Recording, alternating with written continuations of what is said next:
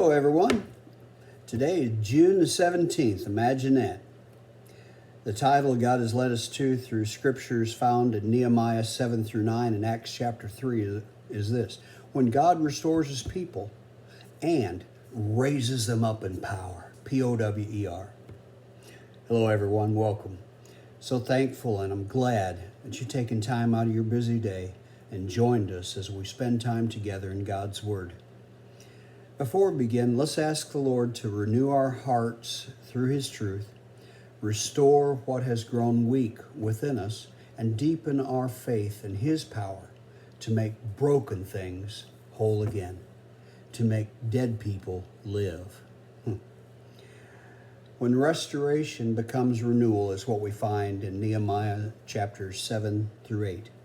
The wall of Jerusalem is finally completed, but the story quickly shifts from construction to spiritual renewal. Wow.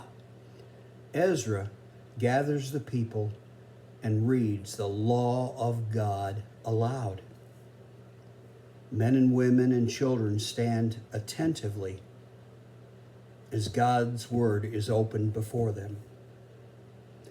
I've often relied on this phrase as my excuse for asking people to stand when we read his holy word. And as they listen, conviction begins to rise in their hearts. They realize how far they've drifted, not merely in buildings, but in their devotion to God Almighty. That's what true restoration does. It leads people back to the voice of God. Do you need restoring today? In Nehemiah 9, that conviction becomes a confession. The people fast, pray. Remember those from chapter 1 in Nehemiah.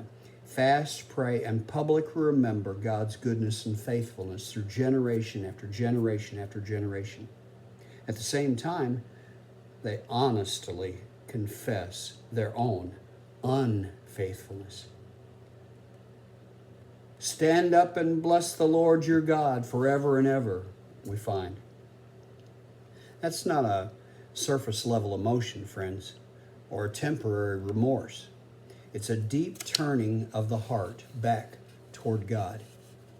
Nehemiah reminds us that spiritual renewal begins when God's people humbly receive his word and respond with repentance and worship. Now in Acts chapter 3, we see God restores what was broken. In chapter 3, we meet a man who'd been lame from birth, couldn't walk. Every day he was carried to the temple gate called Beautiful. You can see this in Acts chapter 3, where he depended upon others simply to survive. He was there collecting, but he lived for years with limitation, expecting small things, small relief from those around him. But on this day, Peter and John stop and they speak something greater over his life. You can read it there. It says this: "In the name of Jesus Christ of Nazareth, rise up and walk."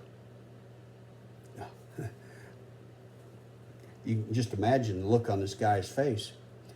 But he has faith. He believes in what they said. He's empowered by the Holy Spirit, and immediately strength enters his feet and ankles. He stands up, walks, and begins leaping and praising God. You would too. I believe that. What had defined him for a lifetime is suddenly broken through by the power of Jesus Christ. And just like in Nehemiah, this restoration becomes a public testimony. Crowds gather in amazement, and the message of Jesus begins spreading with clarity and power, as it needs to be done at all times. In Nehemiah, God restores his people spiritually through his word. In Acts chapter 3, God restores a broken life through the name of Jesus. And both passages remind us, friends, that God is not finished restoring what appears permanently broken. There is hope. No matter how low you feel, how broken you feel, don't wait until you try to fix yourself. Come to Jesus and he'll fix you. God restores for his glory not just so you'll maybe have it better, maybe not, who knows.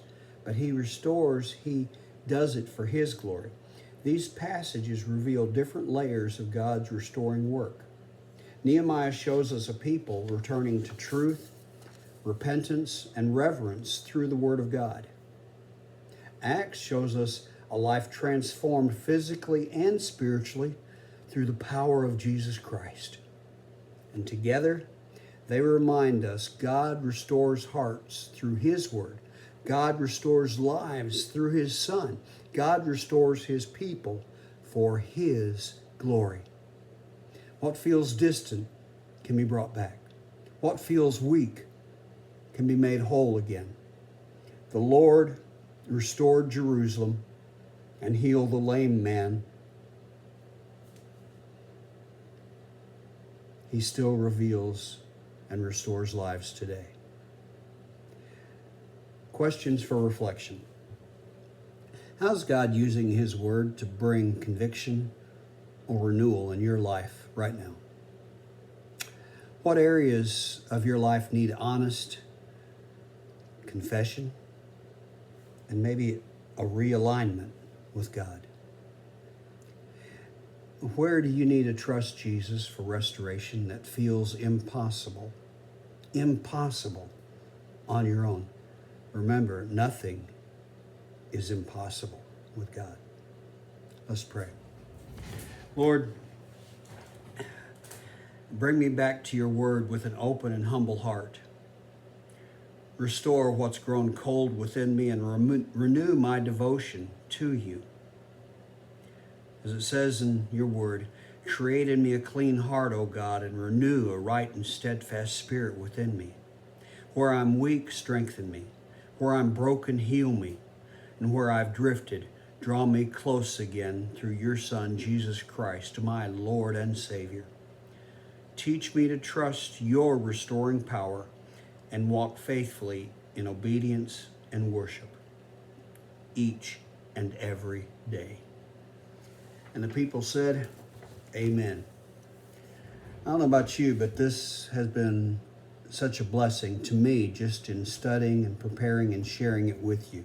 And I hope that it has been for you. And it goes along with our worship song today. It's called The Blessing by Kari, Jobe. And I've sent the link to your notes. And there is a line in there. Let it guide you for your worship. It's simply this. Amen. Amen. Amen. And Nehemiah chapter 7 through 9 reminded us that God restored his people through his word, leading them into repentance, worship, and a renewed devotion. Acts chapter 3 revealed to us that Jesus restored a man who'd been broken for years, demonstrating his power and compassion publicly. Together, these passages remind us that God continues restoring hearts and lives today through his truth, his presence, and the power of his Son, Jesus Christ.